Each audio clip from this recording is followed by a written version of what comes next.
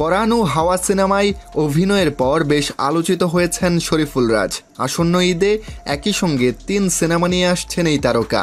তার অভিনীত মুক্তি পেতে যাওয়া সিনেমাগুলো হচ্ছে ওমর, দেয়ালের দেশ এবং কাজল রেখা। আর এর মধ্যে 3টি সিনেমাতেই রাজের লুক কেমন ছিল তা দেখেছেন দর্শক। এই সপ্তাহে প্রকাশ পেল শরীফুল রাজ অভিনীত 3টি সিনেমারই টিজার ও ট্রেলার। 23 মার্চ রাজ অভিনীত দেয়ালের দেশের টিজার মুক্তি পায়। প্রায় 1 মিনিটের টিজারে রাজকে ভিন্ন দুটি লুকে দেখা গেছে। ছবিটি নিয়ে দর্শক মহলে আগ্রহ বেশ ভালোই ধরে রেখেছেন নির্মাতা। এর দুদিন পরেই 25 মার্চ প্রকাশিত হয়েছে মোস্তফা কামাল রাজ পরিচালিত ঈদে মুক্তি প্রতীক্ষিত আরেক ছবি ওমরের টিজার। 1.5 মিনিটের টিজারে রহস্য, খুন আর সাসপেন্স উঠে এসেছে।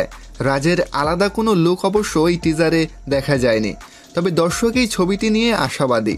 ওমরের পরদিন 26 মার্চ সন্ধ্যায় প্রকাশিত হয় গিয়াসউদ্দিন সেলিম পরিচালিত বহুল প্রতীক্ষিত সিনেমা কাজল রেখার ট্রেলার।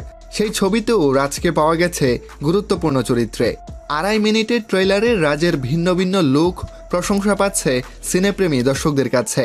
ট্রেলারটি প্রকাশের পর এই ছবিটি নিয়ে বাড়ছে দর্শকদের প্রত্যাশা। সর্বশেষ রাজ অভিনীত ইমপ্রেস টেলিফিল্মের দামাল মুক্তি পেয়েছে 2022 সালের 28 অক্টোবর। পরে ওটিটি প্ল্যাটফর্ম আইস্ক্রিনে মুক্তি পায় তার অভিনীত ইমপ্রেসের আরেকটি ছবি রক্তজবা। এরপর রাজ ব্যস্ত হয়ে পড়েন নতুন সিনেমার কাজে।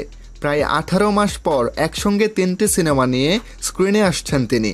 তো বন্ধুরা, শরীফুল রাজের দেয়ালের দেশ, ওমর, কাজল রেখা এই 3 সিনেমার কোন লুক আপনার কাছে ভালো লেগেছে তা অবশ্যই কমেন্ট করে জানাবেন। আর ভিডিওটা ভালো লাগলে লাইক করে আমাদের সাথেই থাকবেন। ধন্যবাদ সবাইকে।